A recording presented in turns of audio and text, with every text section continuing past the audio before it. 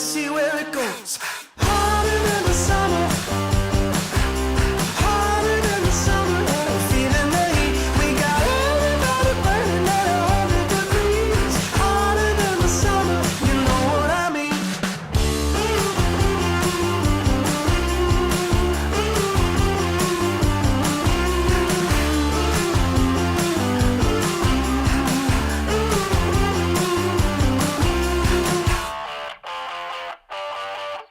It's that old school drop top, won't let you down. It's that hush, hush, here it comes, talk of the town. Make your head stand up and your chin hit the ground. Get you all fired up, keep working it out. Harder than the summer, harder than the summer, and I'm feeling the heat. We got everybody burning at 100 degrees. Harder than the summer, you know what I mean.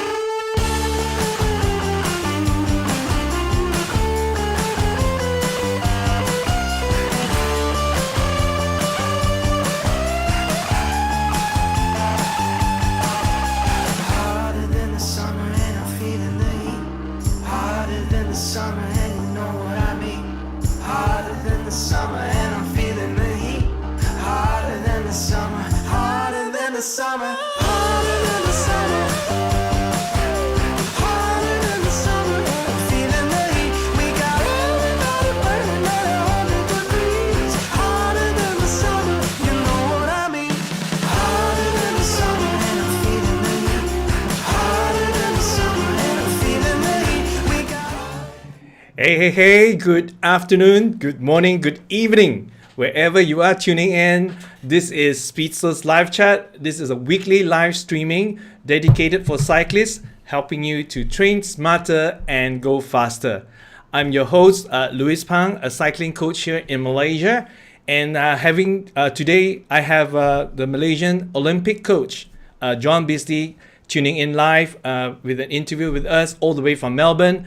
And we will be talking about the Olympic preparation, the world's most expensive bike, and how the physiological preparation, the mental preparation, and also the equipment preparation are going to all come together for the Olympic Games.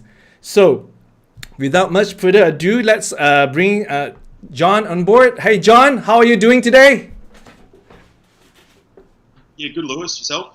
Not too bad, not too bad. We tried to do some aero testing this morning, but we got rained out. We went to our usual spot again, but when we arrived, it was downpour and we couldn't do the test, so we went for a coffee run instead. So, John, today we would like to talk to you. There are three things. There are so many things that we could talk about, and you and I can go back and forth for hours. So for the sake of clarity, there are a few things that we want to talk about. Three things, main things here. The first thing is the planning for the Olympic Games. When do you start? What do you look at? All that jazz. And then we want to talk about going backwards to move forward. This is a topic that you and I have discussed at length, what it means to go backwards to move forward. And we will be seeing those results for our Olympians as well. There are years that they seem to struggle a little bit, and then at the right time, they seem to go forward. And then, of course, the third thing we want to discuss today is the world's most expensive bike.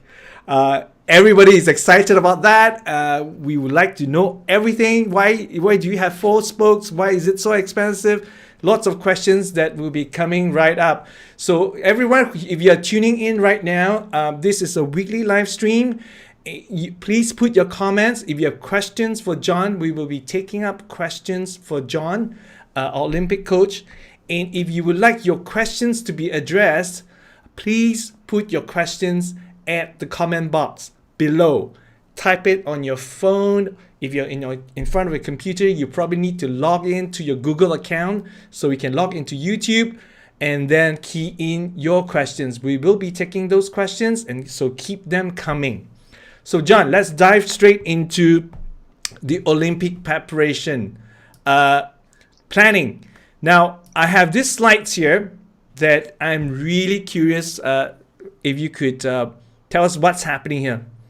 After Rio, you had the meeting and then all these sticky notes. Walk us through this.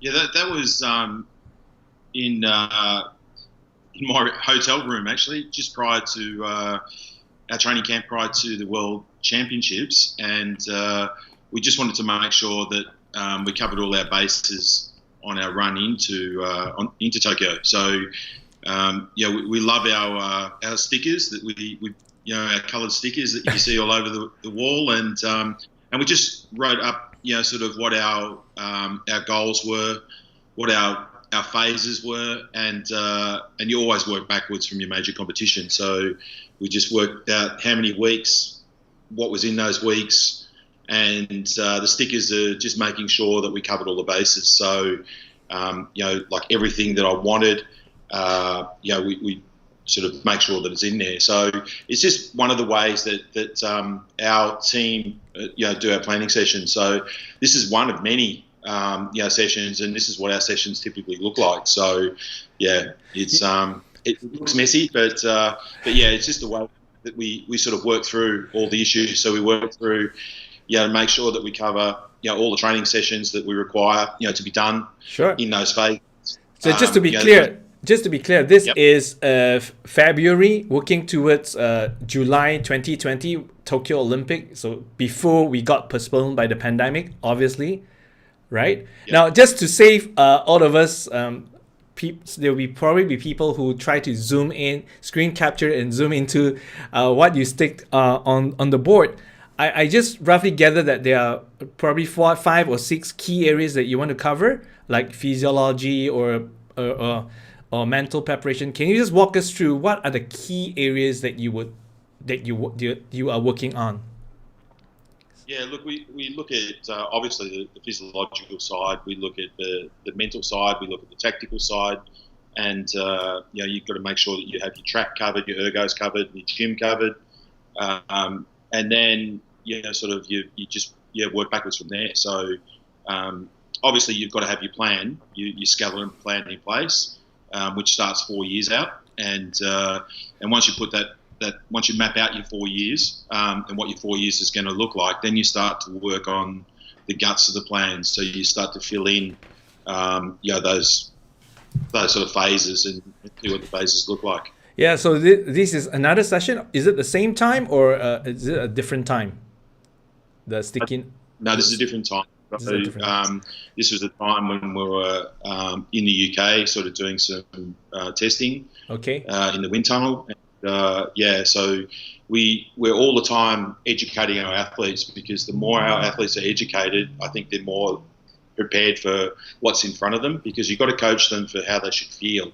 So a lot of people just write a program and don't explain to the athletes why they're doing it, why we put the prescribed work in, and then work through how they should be feeling at each stage of the week. So, and certainly of our 4-week cycle, we work on 4-week cycles. So, sure.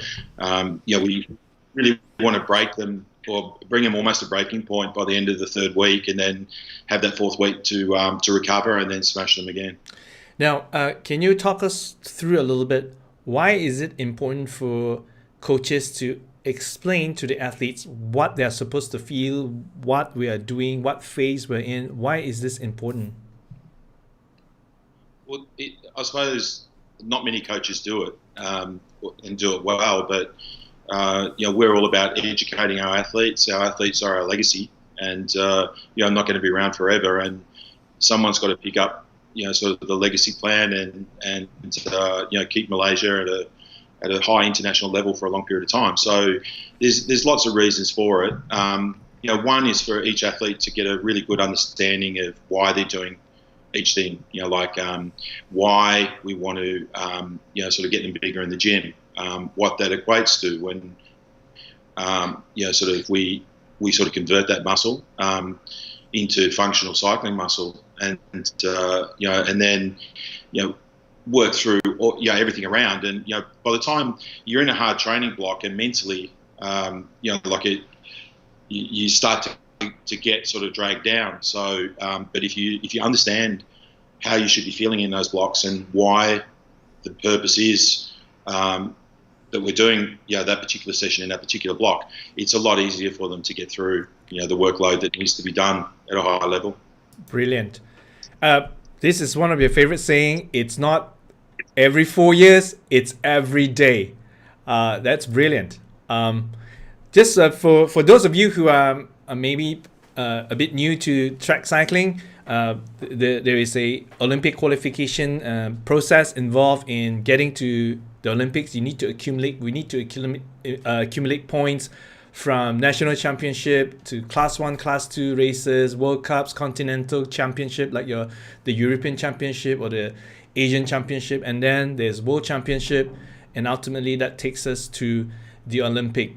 Just to give everyone a kind of a background, how do we make it all the way to the Olympics? Now, let's talk us a little bit, John, about going backwards to move forward. What does it mean for the athletes and for coaches, for timing, for results? Walk us through, please, John. Yeah, look, if you want to be successful, at a higher level, you've got to pick a major benchmark or two each year, and then you have an overall sort of benchmark. For us, it's every 4 years the Olympics, and then every year is the World Championships, and then you've got regional games, and other things around that. But you can't always be at your best. You've got major targets for a reason, and then you've got all these other smaller competitions which are just part of your preparation to perform, on that big stage, whatever your goal is. So in order to perform at your best, you've got to get a big volume of work in. So, obviously you don't go to every competition with a taper. So, we'd be in really heavy training blocks, sometimes because we have to get our result that we're looking for in Tokyo. And we still want the boys and girls to perform really well. So, they're not at their best. We know they're not at their best. Yes. But lots of times they're in, they've got a lot of good work in their body. They're feeling tired. Their performance is suppressed, which it should be. And then, it's a mental thing. You've got to start to learn to race smart. So, there's lots of strategic things that you do in your blocks, but you have to go backwards. So you have to overload and put the athlete in a form of suppression if you want to get the ultimate performance. So you suppress them for 3 weeks, you load them, and then you deload them, and then you smash them again, and then that way, the body adapts to that new level. So you're just consistently smashing it, but allowing it time to grow, and then shock it, and then with that shock, you get, like your body. It's a smart thing, the human body. It will adapt to anything, so it will adapt to this new stimulus. So you have your big three blocks. All of a sudden, you freshen up, and then your first couple of days, your body's back in shock because you've just smashed it up again, and all of a sudden it's going, I have to adapt to this. So and that's where the adaptation happens. But it doesn't happen unless you get really deep into suppression. So you got to really smash the body. For the body to, and then let it recover, then smash it again. And in that first week after, your recovery week is where you start to get those real big gains. And it's hard mentally because your athletes feel they're physically tired, they've got sore bodies, but that's how they should be feeling in those blocks. So, and it's just a matter of, you talk them through, and if they understand the reasons for being in that position, it's a lot easier for them to cope. Yeah, so it would be, this slides here probably help explain that a little bit. When we have stress, our fitness form actually goes down. We may get dropped in a group ride with our mates. In the past, we may be beating this guy, but now, all of a sudden, because we're on a heavy training block, we couldn't keep up in a climb or whatever, because the other person may not be going through the same thing that the athlete is going through. right? And then when you taper, we see this big gain. Would this chart be somewhat accurate, John? The chart The show. charts were, yeah.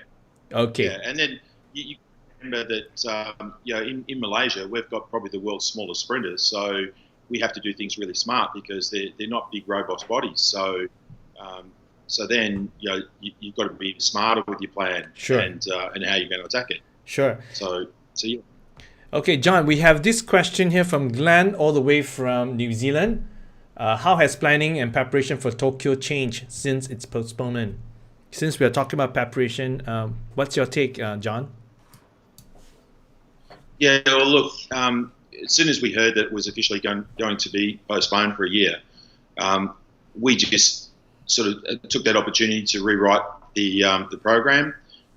Starting from 2021 in the first week of August when track cycling is going to be, and work our plan backwards. And it's given us another 2 opportunities to practice, like our run into the Olympics. So we're pretty happy, and I'm pretty happy with where the athletes are at the moment. So it's all about just, like everyone has to reschedule their goals, and we just give the athletes a little bit more time to come down after the pressure of the World Championships, where if the Olympics were in August, we would have just gone straight into our planned program. But because of the postponement, we give them a month off, and that way their bodies could get a little bit of growth. Yes. Because we're smashing them all the time. So you find that you do get a bit of more muscle growth because like we're not down all the time. Yes. So you get some good growth, and then we started again, and so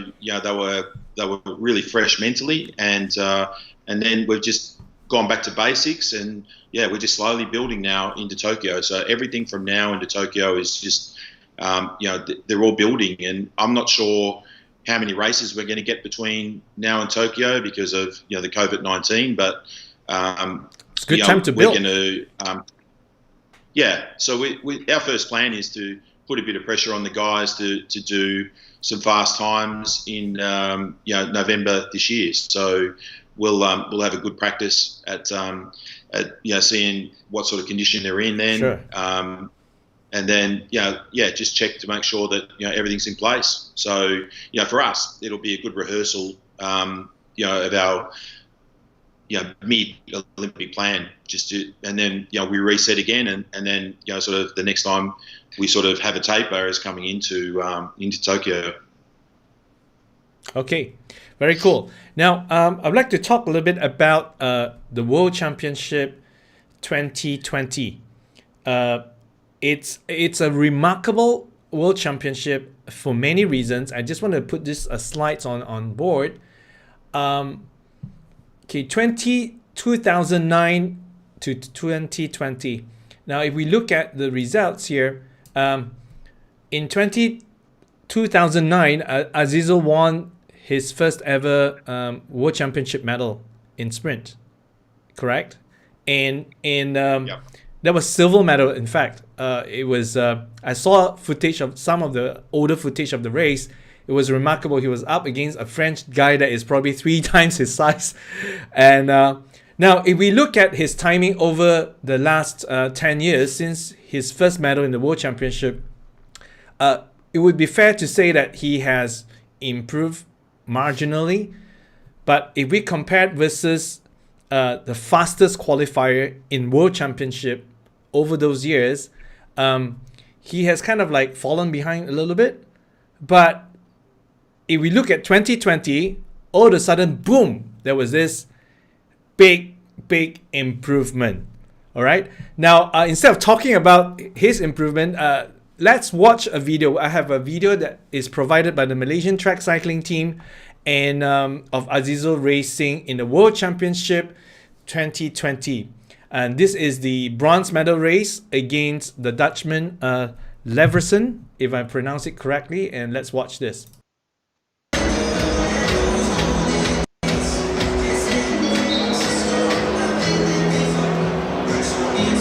Los geht's.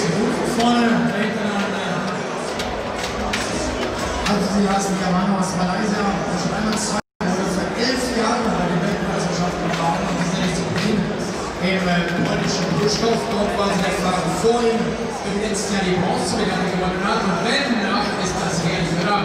Wie ihr erfahren, das ist kein Spiel, heute geht es um Bronze bei dieser Weltmeisterschaft. Wenn er das schaffen sollte, Awang, er klebt am Hinterrad, als erst hier durchzukommen, kann ich sagen, Bronzemedaille gewinnen. Da wird Rudi sich den Platz 4 zufrieden geben müssen. Awang, der scheucht den so vor sich her. Rudi, und jetzt die Glocke für die letzte Runde. Awang ist sehr schnell.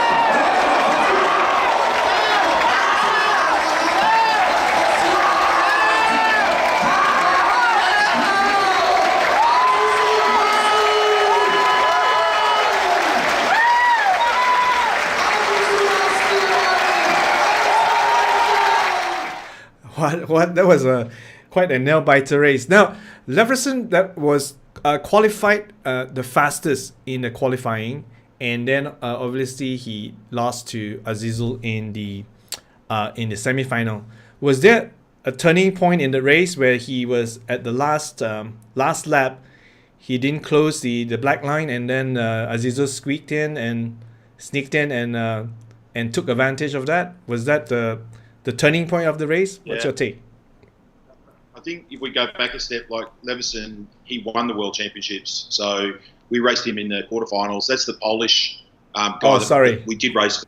Yes. Yeah, so that Polish rider's won the bronze medal the last 2 years at the World Championships. So he's a pretty handy bike rider, and he's very different type of bike rider to us.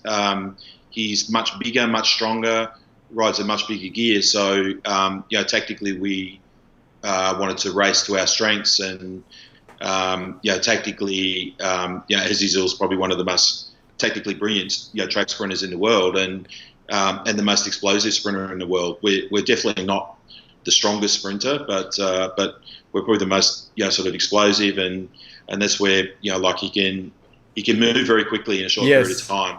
Yes. Other people, take a little bit. Well, the other rider was probably riding on a much bigger gear compared to Azizul. You can see that Azizul accelerated way faster, and obviously that moved in the final lap caught everyone by surprise. And when you're pushing a much bigger gear, it takes longer time to pick up the speed.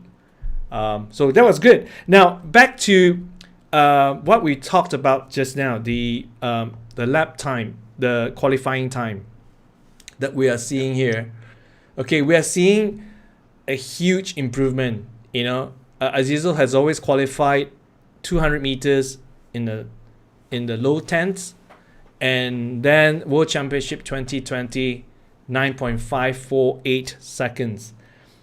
What happened, John? What happened in that 10 years? Why did it take 11 years to get there? What was the secret sauce? Can you fill us in, please?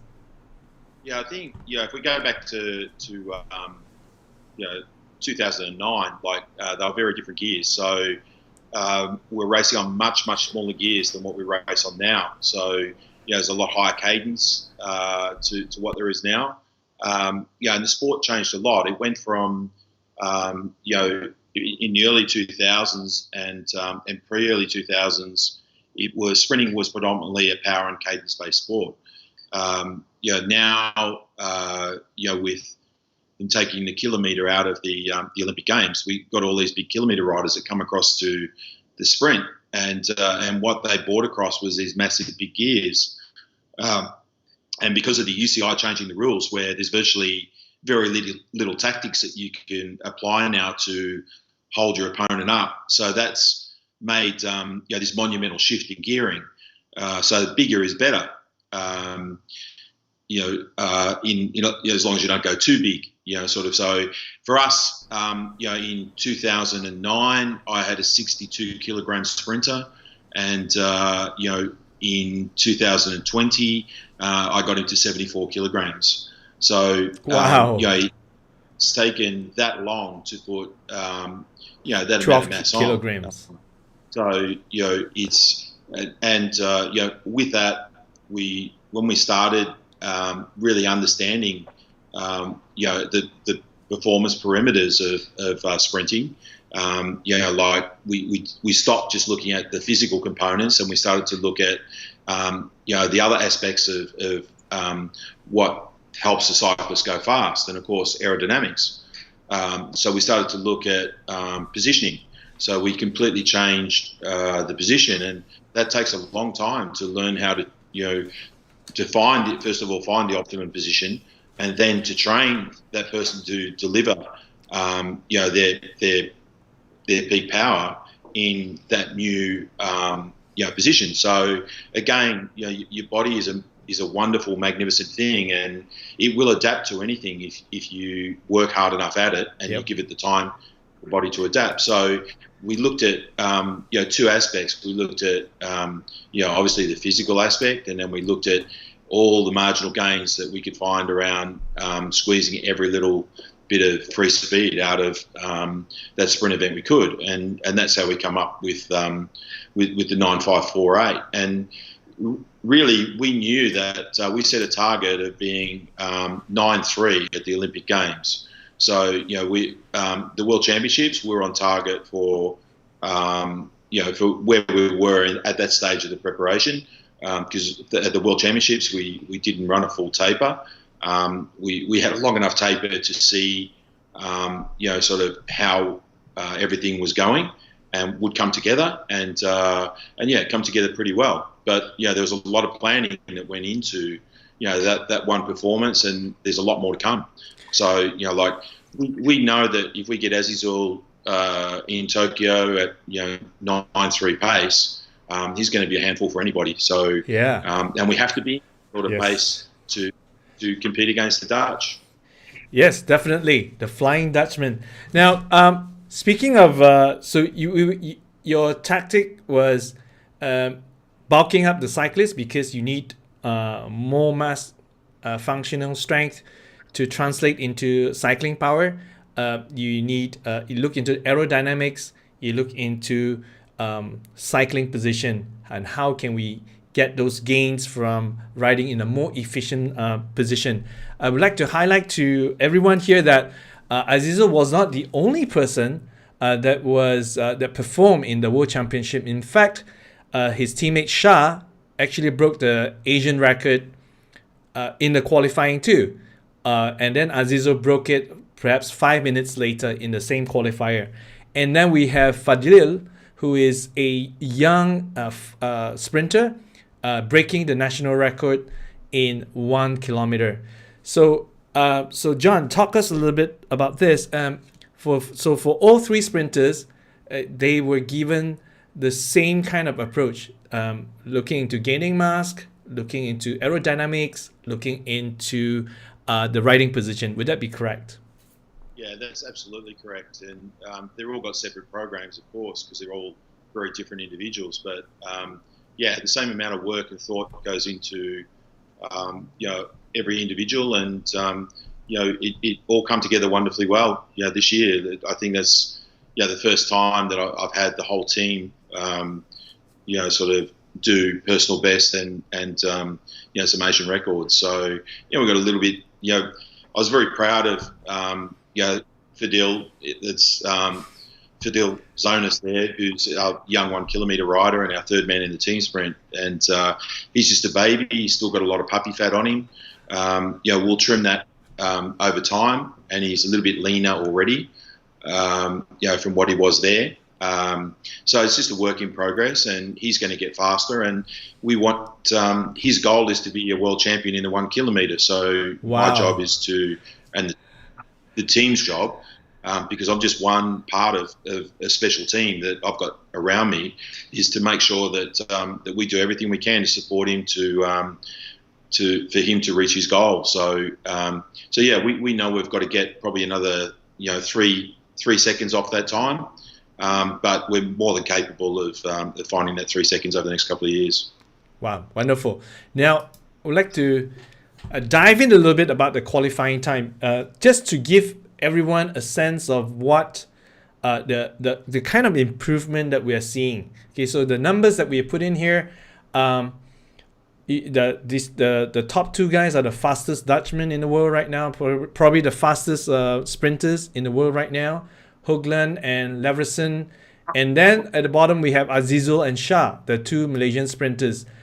I'm just comparing the time in 2019 and 2020 at the World Championship qualifying. Now, if we put them side by side, we can see that everybody has improved in 2020. So, John, do you put that down to the Olympic bump? Everybody talks about, at the Olympic year, everyone has that extra boost, in whether it's technology or preparation or just mentally, everybody is more geared up to perform. But even if you put it to that, we can see that Azizul and Fadil and Shah, they have improved more than the Dutch counterparts. What's your take in this? What's the secret sauce here? John, please take this. I think, I hope the Dutch haven't got too much more improvement. Big boys, and they've been up for the last 4 years. So for me, it's I hope they've only got very small gains to come. But I can't worry about what they're doing. All I can worry about is what our guys are doing. So we've just got to put the best plan into play and make sure that we get our guys as fast as possible. On that sort of day when they've got those few days at the Olympic Games that count. So if you muck it up, some people are lucky enough to make one Olympic Games, and then you have to be a very special athlete to get another go. I've got Azizul coming up at his 4th Olympic Games, so there's not going to be too many more chances if we don't get it right. And it's just been a big work in progress. Unfortunately, the trend in sprinting went massively big. The rules changed to allow that. And it took us a long time to build the engine to be able to compete. For a long time now, we could just compete in Keirin, where we could just use other people's speed and execute well off it. Yes. But certainly after Rio, we really got together. We really worked out what we needed to be able to build to have a winning chance, and we put that plan into play. And luckily for us, the athletes bought in, and we've got great results. So. And because of the World Championships, now we've got more buy-in because the athletes really see how it all comes together. So we were I was always confident that things were going okay, because I see the underpinning stuff. I see the suppressed powers, but I see these really good mean powers that we've never seen before. So so along the way, I'm ticking boxes off and can see that there's a lot of improvement. But the athletes themselves, they get frustrated at different points because they don't feel that they're moving forward, but they actually are. So, but the only time you're going to see a really good performance is when they're fresh, and I only want them fresh, probably once a year, sort of. Yeah. So that's why you see those fast times, because for a Malaysian that is it's so small, I can't afford to take the foot off the brake or the accelerator too much, because I've got to consistently build and maintain the mass that we've built. So otherwise, if we lose mass, we lose power. Yes. So we're certainly we need every watt of power we can find. So and that's why we put a really good plan together for the physical side, and we put a really good plan together to squeeze everything out we could technically, to make sure that we could shave every skerrick off in every area. So, and I think our team's done a wonderful job, but we're certainly we're not at the Olympics yet. We've still got a few gains to come, and but we've got a lot of hard work to do. Definitely, because little gains that you find along the way, and the add-ons that you've got for the Olympic Games itself, they only work when you've got your athlete in exceptional conditions. So you've got to do your part, and the athlete's got to do their part to make sure that they're in their best physical shape of their life. Wonderful. Now, just back to this sort of improvement: 0.454 and 0.4 seconds of improvement in a 200-meter sprint. Now, to put it in context, say in a 100-meter sprint track and field, to shave 0.2 seconds or 0.4 seconds off a 100-meter sprint in track and field, that would have been massive, right? So John, as a coach, how often have you seen this happen in your coaching career? This sort of improvement happening in a 1 year versus another year. Yeah, look, you have to remember this performance started 4 years ago. So and certainly the last year was a really big work of volume. And it was we were still in a massive volume phase right up until the start of February. So because we're still, we thought the Olympics were going to be in August, so we couldn't take the foot off much for the World Championship. We wanted to be in good shape, but not in great shape. So like this performance has taken 4 years to shave that 0.4 of a second off, and so we spoke about it before. We had to go backwards to go forward. So I've had to build the bodies. So we've had to suppress their performance in order to get that ultimate performance out. Sure. And that's the same. Like sort of I'm smashing them at the moment because we don't have to perform until August next year. So we've got a chance now to try and find some more mass, find some more power, and refine our positions even further. So it's taken 3 years for the boys to learn to execute their new race positions, and they're still not perfect yet. There's still quite a few watts there that I want to make sure that we collect come Tokyo. So we've got still it's every day is a work in progress. So and we give feedback on not just the powers that they do in the session. We give feedback on position. There's a whole host of things. And then after we go through that, we sit the athlete down and we take them through everything, and we ask them the questions. So and we want to hear the right answers coming back from them. So we just ask the right questions, and then hopefully we get the answers we're looking for. And our guys are very well schooled, and they're very astute. Sort of in the art of how to put a performance together now. So they ask some pretty intelligent questions now, and they're very hard on themselves. So when they because if you give feedback as to your perspective, it can be very different to how they perceive it. So then you go to the television that we have in the center of the track. We plug in each effort. We replay it in between the efforts, and then they get to see sort of what from our perspective, and then take it in. So there's a lot of things that goes into sort of coaching and trying to get the perfect execution out of your training session, and then ultimately on race day. Yeah, that's very interesting. You talk about giving feedback.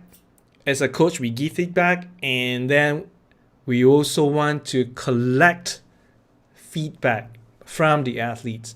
Now, one of the things you mentioned is using video in your track session to provide feedback. Can you just walk us through what specifically do you look at? Do you want the athletes to look at in the videos? Because we can collect videos, but what exactly do you look at? For me, it's more about how they went about the effort, how they executed.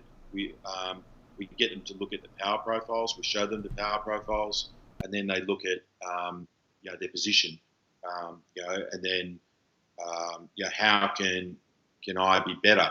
How can I make this effort even better again? So unless you sort of strive for perfection, you're never going to get the perfect performance. So you break it down into lots of little areas, and if you have a look at our race position from 2009, when he was racing Gregory Bourget when he won the silver medal, and you look at his race position now, it's entirely different. But it's taken a long time and a lot of thinking outside of the square. That a lot of people in Malaysia happened to buy in to our to what we needed, what we felt we needed in order to get the ultimate performance in Tokyo, and that's not easy. And then backed us with money. So so for us, we have to show something. We had to work hard. We had to work smart, because a lot of people invested heavily to help the boys achieve that ultimate performance that Malaysia is looking for. Yeah. Now I just want to put these slides back on and to show, because what happens with a lot of times when we write headlines on newspaper or on TV broadcast or on interview, we highlight the podium moment, and we lose the perspective of the journey it took, the hard work it took, the pain it took to get to that glorious moment. So I want to put these slides on so we have an idea of what we are talking about. So Azizul went from 10.210 to 9.848 in 11 years. That is improving 0.06 seconds per year. It takes a very special kind of human being, a team, to pursue this, because we are really looking at small gains, and you're crawling very, very small gains every day and every week. How do you stay motivated, and how do you keep your team motivated, John? It's easy for me to stay motivated because it's my passion. So, I grew up in a family of cyclists. I was a racing cyclist myself. I met my wife. She was a racing cyclist.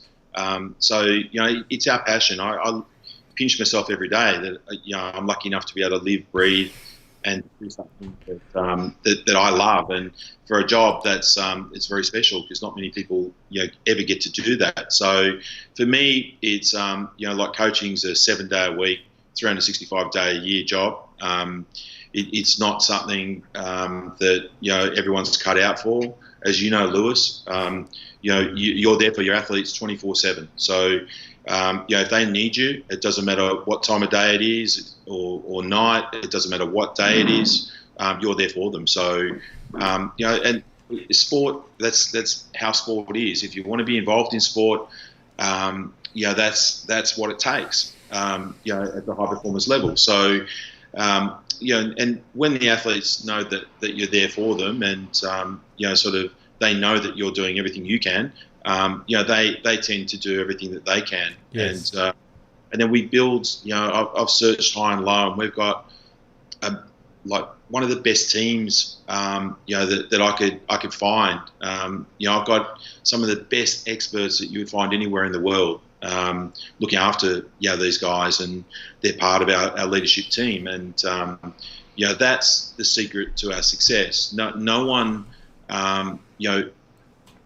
anyone can say anything to anybody, because nobody takes offence because of what's been said, because it's been said to better either the athlete or the coach, whoever it may be. And because we're such good friends, we know that no one's ever attacking the individual. So we're always talking about striving for perfection. So we challenge each other, and sometimes we get told things that we don't like, but we never take offence to it, because it's somebody saying, well, hey, like you dropped the ball here, why wasn't it done, or whatever. So so that's the beauty of our team. Our team is such a tight knit, and everyone's an expert in their field, and everyone just respects what everyone brings to the team. Yes. And and the athletes sort of benefit from that. So so that's the secret to success. Like at the end of the day, the head coach is the one that gets his butt kicked, and he's the one that gets fired. But I can't. I'm not the one that does everything. I'm just part of a team, the same as everyone else. I certainly direct the team, but I've got such a great team that it just makes it so much easier. So that's the secret to success. It takes a certain kind of self-confidence and being secure about ourselves to be able to admit that, hey, I don't know how to do this. I'm not good at doing this. I need help. I need this kind of help and that kind of help and that kind of different kind of expertise. I need to surround myself with experts so that I could make better informed decisions. And you're right. It takes that maturity and security to be able to step forward and let experts come into our fold and strengthen the team. Thank you so much, John, for sharing this. And definitely we're going to bring up the third point of our interview, which is the world's most expensive bike. And before we do that, we have another question from Glenn, which was brilliant. What kind of filming technology do you use to video the cyclist efforts? GoPro, phones, something else? What can you tell us, John? We use a high resolution video camera most of the time, but yeah, at the moment we've been in lockdown, and most of the time it's only me at the track session, so it's a bit hard to ride the motorbike and film at the same time. But when I've got everyone around, we do use GoPro sometimes, so we attach the GoPro either on the front of the bike or on the back of the motorbike, but a lot of the time high resolution video camera, and then that's part of Lee Ming, our sports physiologist job. And then Ming will come down, sit down with the rider, give feedback on position, and then we set it up on the TV and then let them watch it, and then we ask questions. Sure. So, but it could be as much as an iPhone. Sometimes we use an iPhone. So, but that's when we don't have the staff around that have got all the fancy gadgets. But you can make do with anything. Yeah. From really whatever you've got, utilise. So, the lucky for us, like when I was in a position like yourself, Lewis, where you're chief cook and bottle washer, you're doing everything. You've got from anyone. You sort of you do it yourself. But I'm lucky. I'm in a good position where most of the time I've got I've got my exercise physiologist. Sometimes I've got our probably one of the smartest brains in track cycling, Scotty Gardner, who's our sports. He's my right hand man and my chief sports analyzer. So Scott and I, we really sort of look at every aspect, and we look at how we can squeeze everything out. And we spoke about sort of aerodynamics, we spoke about the power, but you look at even friction. So we'll even look at the friction side, so chains, tires, bearings, stuff like that. So there's a lot goes into it. And that's where Scott and I will chat through, and then we work out, okay, how do we validate, how do we test, how do we know what the best lube is, and so on and so on. But we've got a whole team of people around us that help in all those aspects and those areas. So our conditioning coach, he done his PhD on intermittent cycling, and Matt's sort of he's the head of sports science at the Western Bulldogs Football Club, and Matt's I've got I've got a whole Emily Meehan, who's another, she's done a PhD in nutrition, and so I'm just surrounded by experts. And then mine is a really broad scale of talent. I'm not I haven't got a PhD in anything. I'm jack of all, master of none. But I think as a coach, that's how you got to be, and you surround yourself with the right people, and you get the right performances. Isn't it true that your job is a bit like a CEO or a general manager? You're managing all these different talents and people from different perspectives and different experts. A bit like, I'm not sure if you know Sir Alex Ferguson, the Manchester United manager. Yeah. So reading his biography, he talks about finding that little bit of gains from set pieces, from physiology, from preparation, everything. He may not have a PhD, but he's got lots of smart people. He know which kind of smart people he needs to surround himself with to get performance out of the team. Exactly. Now, guys, please keep the questions coming here. Please keep the questions coming. Put the comments on the comment box. Come on, pump it in, because we are talking about the world's most expensive bike. This is what you guys have been waiting for a long time to talk about. Please keep the comments coming in the comment box. Type it away. Now, the world's most expensive bikes. We want to look at this.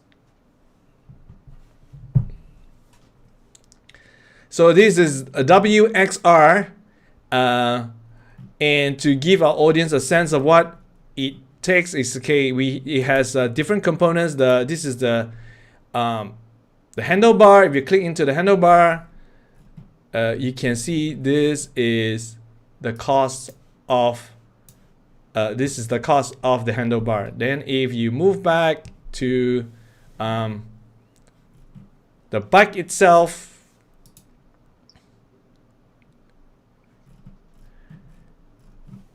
the frame itself is 25,000 pounds, and the handlebar itself is quite a few more.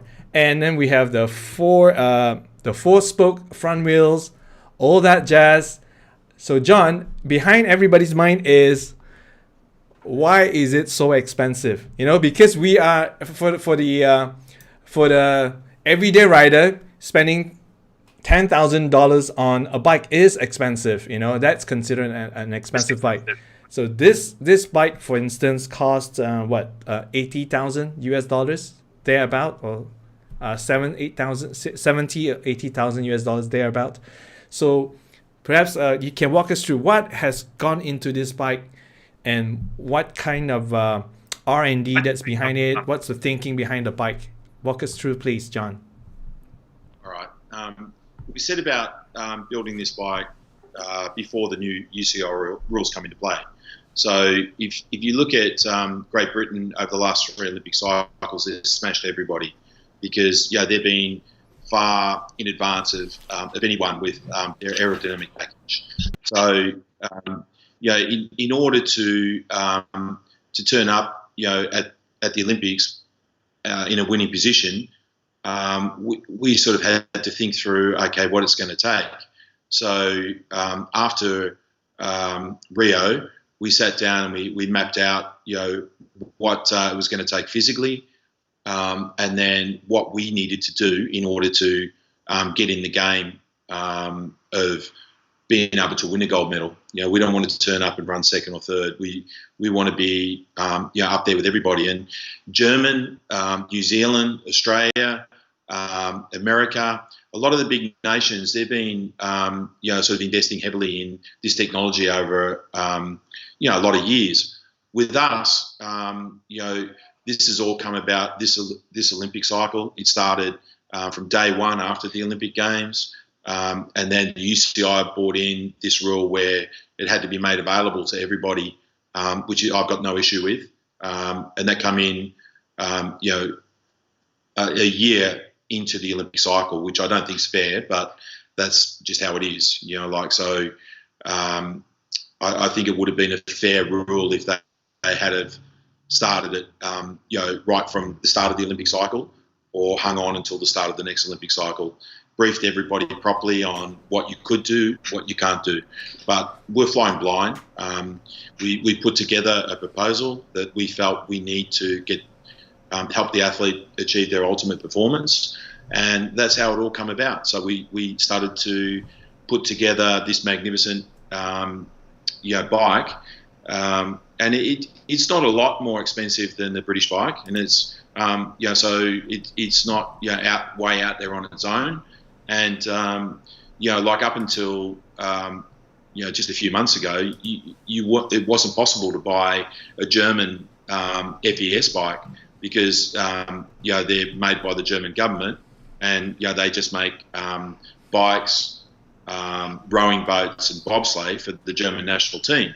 So then there's the new Lotus bike that is the new British bike, which is not much cheaper than ours, but it is a little bit cheaper. And why ours is so expensive is because of all the research and innovation that has had to go into Japan. Japan is a Bridgestone. on Yeah, so a lot of countries have gone into it. Why ours is so expensive is because we had to outsource everything. So it's totally made in the UK. It's made out of a lot of the bits are titanium, and if anyone knows, titanium is very expensive, Yep. and a lot of it's 3D printed. It's not cheap to do that. And sure, we could take that design and we could take it to China and we could pump them out like sausages, but we don't have any. So we've got this great looking bike, but it's not going to perform how we want it to perform. Like this bike is the stiffest on the market. It's going to be coming right on the race weight, and we've squeezed everything we can out of it aerodynamically. So, but because it's all handmade, there's only a few of them being made.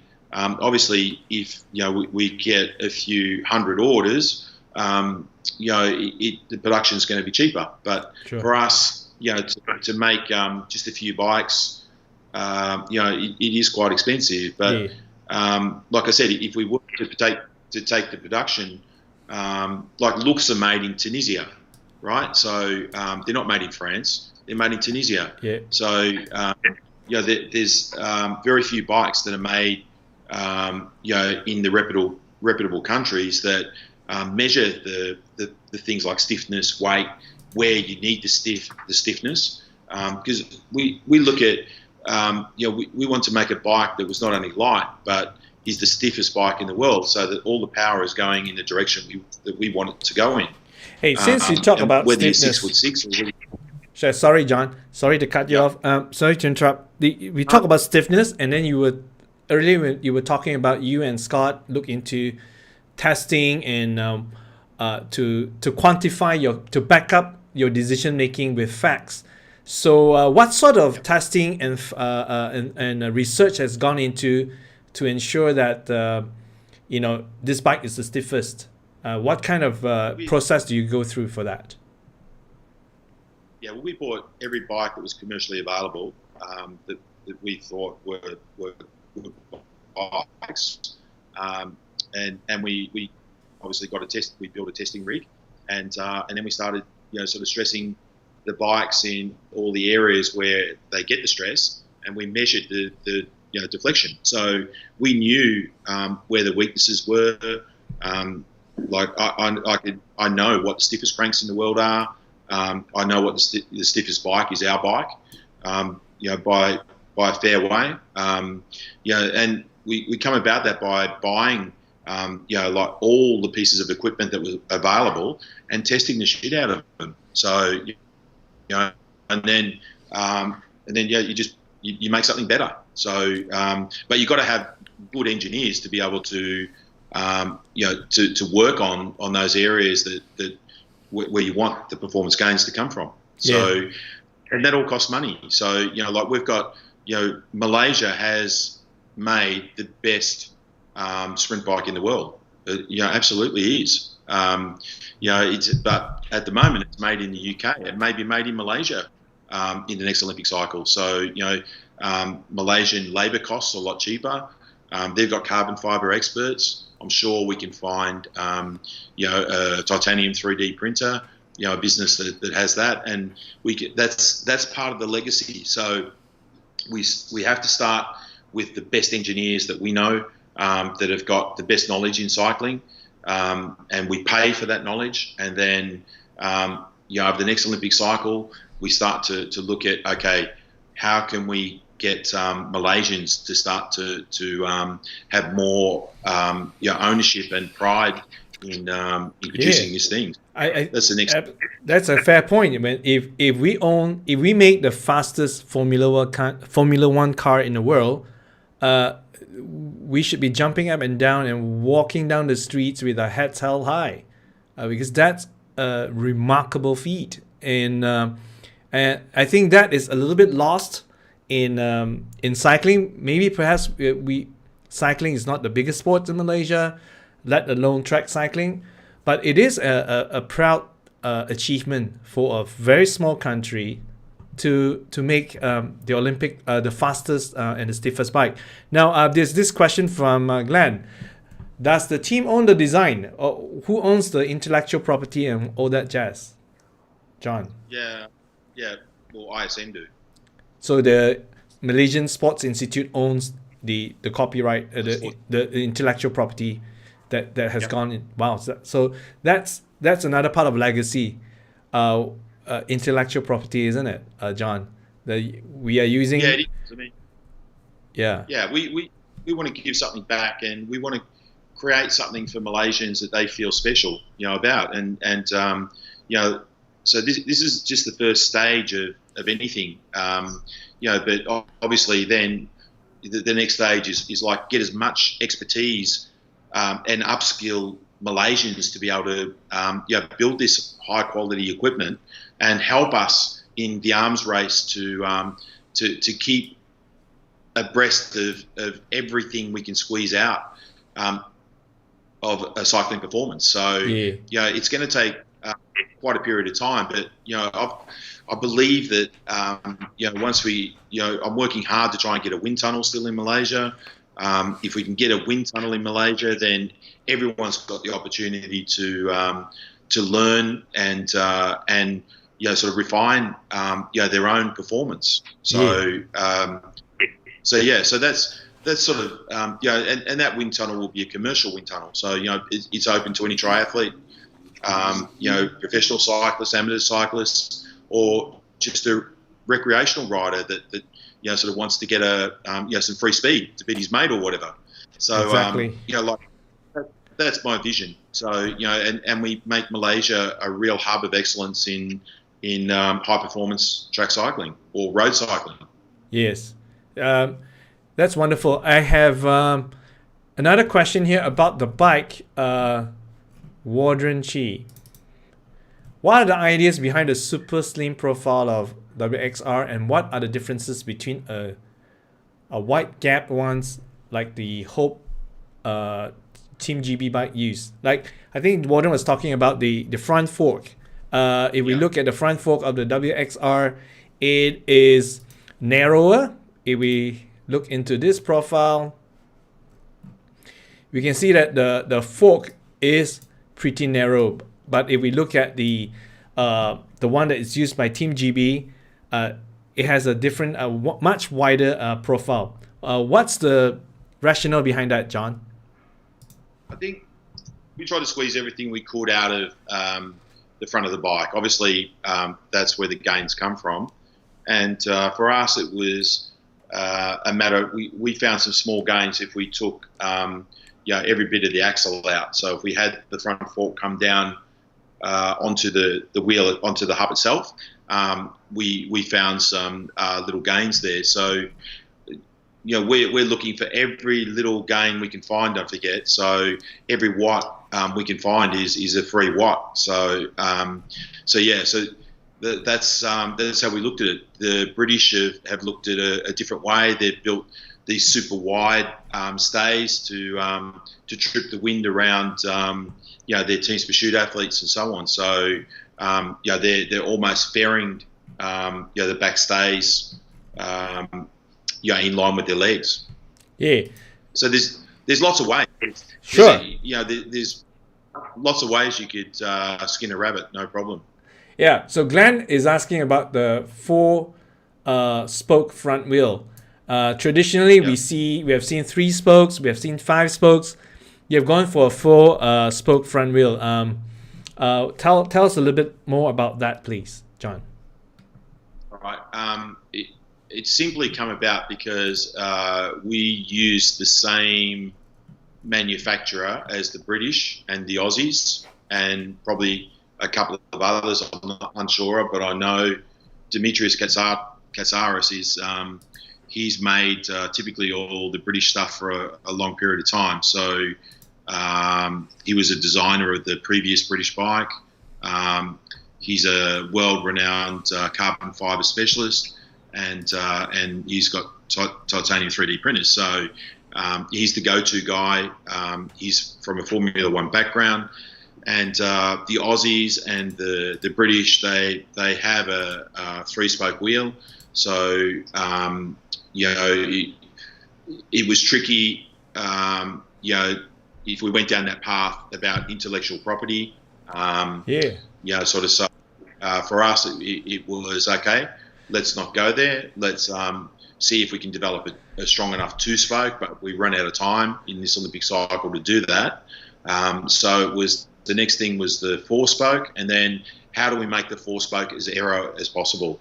So when we, so that's why we've come up with that design, because they've spent countless, I can't tell you how many hours, but like it works out in years, in hours that the computers worked. So many computers working on finding the most aero way to put together that four-spoke wheel. Hey John, just talk a little bit about the hub of the front wheel. I just want to put this up here. It's very, very narrow. Traditionally, we will have the hub protruding out of the what is this? The middle section. Yeah, but we've got a 37 millimeter hub. Wow. It's pretty narrow. So the Italians, their team pursuit team, they're on a 60 millimeter by memory. I could be wrong, could be 80, but they've got a narrow front wheel. But the Americans have got a narrow front wheel, but theirs is about 48 millimeter or so on. So wow. And the Aussies and the Brits have got a narrow one, but ours is by far the narrowest, because we've got we made everything to suit the bike. So we wanted the fastest bike in the world, so we had the chance to build it from ground up. So that's what we do. Any chance that you're gonna see this front wheel or some of your technology that is obviously available for sale being purchased by other countries and showing up in their Olympic team? Any chance of that happening? Yeah, look, well, it's up for sale, Lewis. So anyone can buy it. I think if you look at the World Championships, we qualified on that four-spoke wheel. Yes. So every other country qualified on a front disc wheel. We've done a lot of it. We knew the properties and the values of that front wheel, and we opted with our boys to run that way. So it's very, very aerodynamic. So so for us, it's good in a time trial, and it's super good in a race. So and people can buy it, and we've got axle adapters that will fit into a normal front fork, but obviously you lose a bit of the aerodynamic properties when you do that. Yeah, definitely. Now, John, what I would like to talk to you a little bit more now is about, let me put these slides up here. We have talked about technology and coaching and research and all that, but a key area of coaching is also the coach-athlete relationship. And I just came across this post by Azizul to you on your birthday, and he addressed you as Pop, like a father. And can you tell us a little bit about your relationship with Azizul, and it seems to me as an outsider that it's much deeper than just you are someone who is coaching him on the bike. And Azizul says that much too in some of his social media posting, that you are more than just a coach to him. I just would like to hear from you your take, your perspective of working with athletes and your relationship with athletes. I think, Lewis, you spend so much time with them. You probably spend as much time with the athlete as, in a lot of cases, their families. And he's certainly with these, with Azizul and the Malaysian athletes, unfortunately they've had to leave their families and come over to Australia.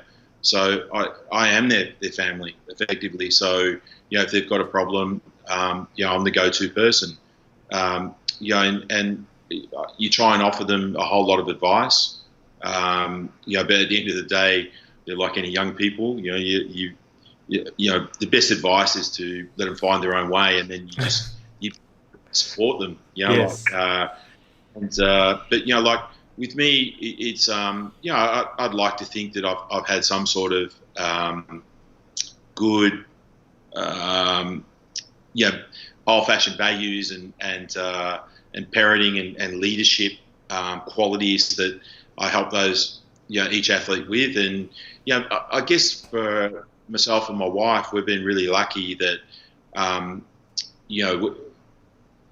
most of my athletes that that I've worked with for a long period of time, they're still in our lives now. So we're babysitting their children, and we're grandparents. I can't tell you how many athletes, kids, we're grandparents too, but too. Sorry. So and with Azizul, his children call us, Pop and Nana, so which is pretty special. So Wow. so it's just we spend so much time together, Lewis. We travel together, we train together, we're in learning sessions together. I even went to uni with him. So I got a really special relationship with Azizul. So we're in the same uni classes together in summer. And I tell you, he used to give me buggery because he's smart, young kid, young brain, and he used to always poke fun at me because I'd turn up to all the class sessions, and and he would just turn up for the tutorials. He wouldn't even go to them. And then if you got a better mark than me, he just let me have it. So Payback, John. Payback.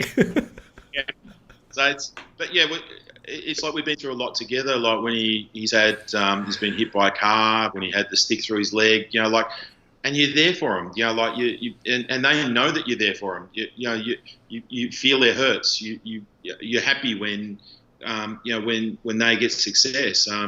It's just you spend so much time, you become part of each other's lives, and it's just nice that they respect us and we respect them. So I've worked with Malaysia for so long now. I feel like I've got Malaysian blood running through my veins. I'm pretty sure about that. I might look like an Aussie. I'm probably more Malaysian than what I am Aussie. So I honestly can't see myself coaching anywhere else. I think I'm 58 years old now, and maybe I'd like to see my time out as long as I'm still able to contribute. Up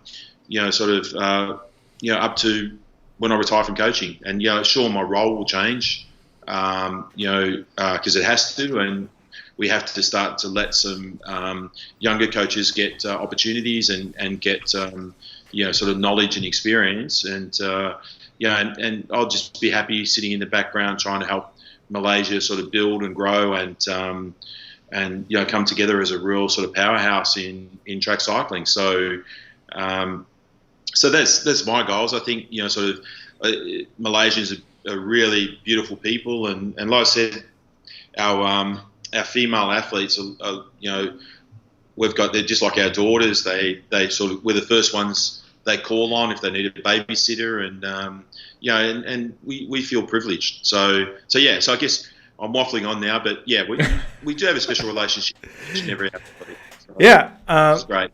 I understand what you're saying because in some ways you and I have some similarities. We don't have our own children, and we are both coaches. And sometimes when I go to bed, the dream that I have, obviously I have plenty of dreams about winning medals and all that, but the biggest dream is always for me is to attain my athletes' weddings 10 years later, or the baptism of their kids down the road. And I picture a reunion with the athletes, long after they stop cycling, competing on bikes. So that's always a part of the journey. It's the goal is, for me, is not just about winning, although winning is the thing that drives us forward, but it's not just there. It doesn't stop there.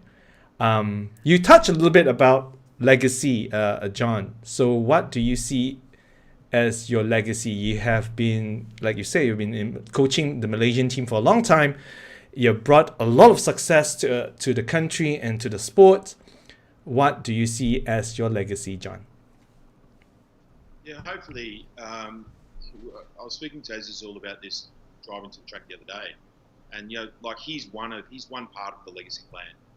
I'm hoping we've got some younger coaches they're in the system now that still need a lot of work, but that hopefully when I've got more time to put that work in, that their knowledge capture is going to be so much better, and they can start to be the best coach that they want to be. Because not everyone aspires to be, an Olympic coach or a national coach. Some of the best coaches are coaching, at the grassroots level, and the really good ones, you see a stamp of their athletes as they come through, because they might be exceptional with, teaching skill and tactics and so on. So, every coach is important everywhere along the ecosystem, and part of the legacy plan, the real legacy plan is that at the moment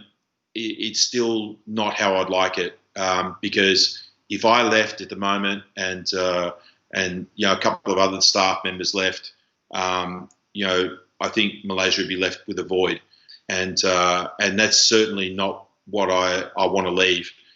I want to leave Malaysia in a really good place, with knowledge and a really good ecosystem in place. And in order to do that, we need buy-in from the federation.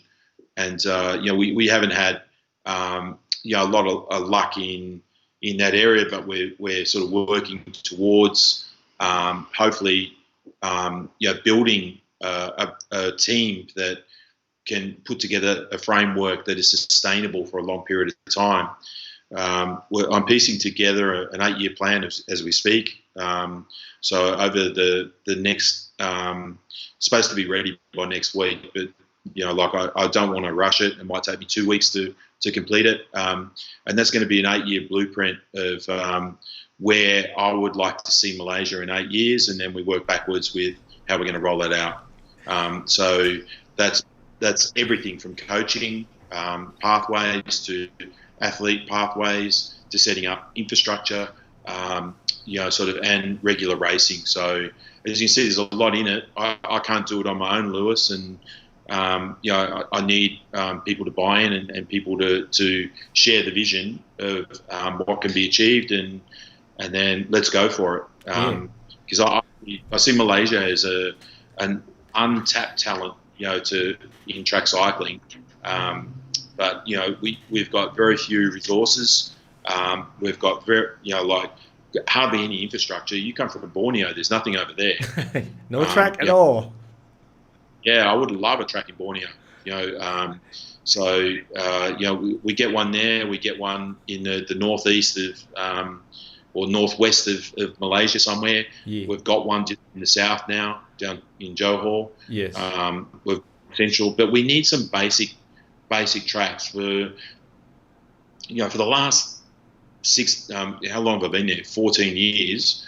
The last 14 years, we're basically, up until a couple of years ago, we've had one velodrome in the whole country. Yeah. So we've done remarkably well, but you can't roll out a sustainable, successful program until we start to get some basic infrastructure around the place. So that's my legacy plan. So if I can leave, a good structure, some infrastructure and some really good coach knowledge, then I feel Malaysia's going to be in a great place. So, but I need everybody's buy-in and everyone's help to be able to achieve that. So working on the plan, then I've got to sell the plan, and then obviously then we've got to roll out the plan. And if I'm in the head coach's role, I obviously can't do that. Yeah. So at some point, we have to bring the program back from Melbourne. So I'm thinking through the processes of how that's going to look, when it's going to happen, and in what stages, and then and then once it's back there, then my role will change dramatically into more of director or coaching role, and let the younger guys get their teeth into the high performance coaching side, and I mentor them and try and roll out the stuff that has to happen, to in order to have a good program. There's a saying, John. There is no success without a successor. What do you think about that? Yeah, look, of course. But Who's your successor? So the next question is, who is your successor? There needs to be more than one successor, Lewis. So, sure. I think, I would like to, number one, I don't really know who the successor is going to be. The big thing is to create a pathway so there's opportunities, which is what, I'm about at the moment. And then it's a matter of then making sure that pathway works. So, and it's not easy, because you've got to work out, how it's going to happen, how the athletes are going to have their pathway.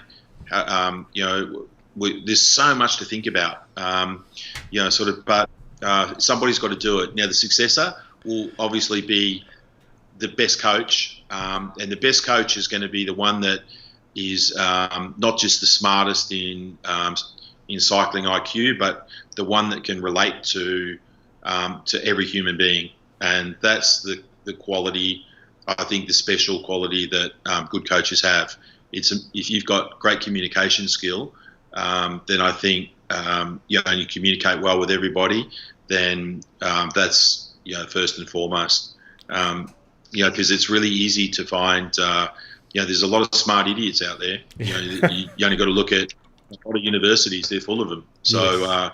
But it's the ones that can apply, the craft, and so you have to have a good broad knowledge, an exceptional communicator.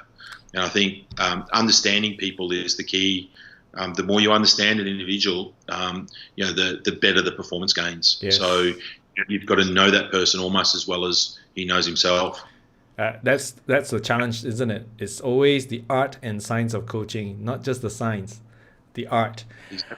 Yep. Hey, John, thank you so much for being so generous with your time, for sharing a lot of in-depth stuff about science, about technology, but also the human side of coaching, the personal touch of coaching. And I believe everybody who has watched and joined this live stream has benefited a lot. I just want to share with you guys, next week we have, what's happening next week? Next week we'll have innovation in track cycling. We will be talking to Glenn Catchpole from Velobike in New Zealand. Glenn is a newcomer is a new person in the industry of creating and producing track cycling related componentry, and we'll be talking to him about his startup and the new stuff that he is working on. So guys, please stay tuned if you're interested in that. It will be same time next week, 4 p.m. Malaysian, 6 p.m. Melbourne, 9 a.m. in the UK. So thank you very much, John, for your time. I thoroughly enjoy this. If you guys like what we do here, please subscribe and hit the like button. That will help the channel and myself a fair bit. Thank you very much, John, and goodbye to you. Please send my regards to Vicky. Take care. Will do. Bye. Thanks, mate. Bye.